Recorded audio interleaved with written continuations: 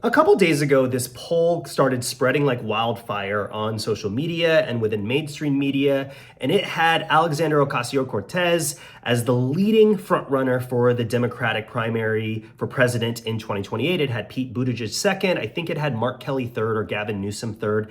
Anyways, so this was a little surprising to me, and like I always do, I wanted to actually look at the poll. This poll is so bad, and I'm going to tell you why.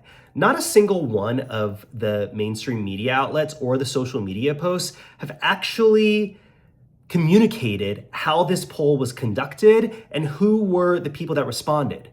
This poll was done by Granite State Polls by the University of New Hampshire, and Granite State Polls is a fine poll, and it sampled 684 intended voters in the 2028 Democratic primary. Here's the problem.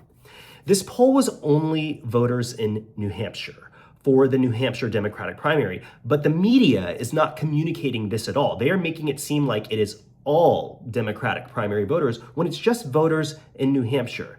This is also a really bad poll because it asked an open-ended question. It asked respondents, who would you vote for if the 2028 primary was tomorrow? Who would you vote for? That is open-ended, meaning that somebody could have said Barack Obama, and that could have popped up, even though he can't technically run. And so when you have an open-ended poll, there actually is no longer even a margin of error that can be present because the sample size is relatively small at 684, but the possible answers is so vast that you can't actually get a margin of error. A good poll would be, do you have a positive opinion of Gavin Newsom? Yes, no, maybe. You will get a good sample size from that and you will get a reasonable margin of error.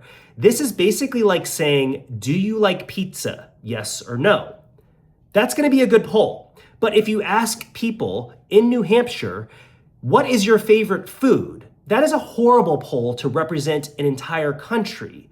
The other thing that I really don't like about this poll is that it was conducted in New Hampshire. And remember, Bernie Sanders won the 2016 primary in New Hampshire over Hillary Clinton, and he also won the 2020 primary, and Joe Biden finished last, which means New Hampshire voters are atypically, over the course of the past 10 years, way more progressive, which makes sense why they would position AOC, who is the heir apparent to Bernie Sanders, as their number one pick. So when you are seeing polls, I really urge you to look into how the poll was conducted, who was asked, and what questions were asked to the people who were responding, because you're going to find out that the media is really inflating this into something unnecessarily.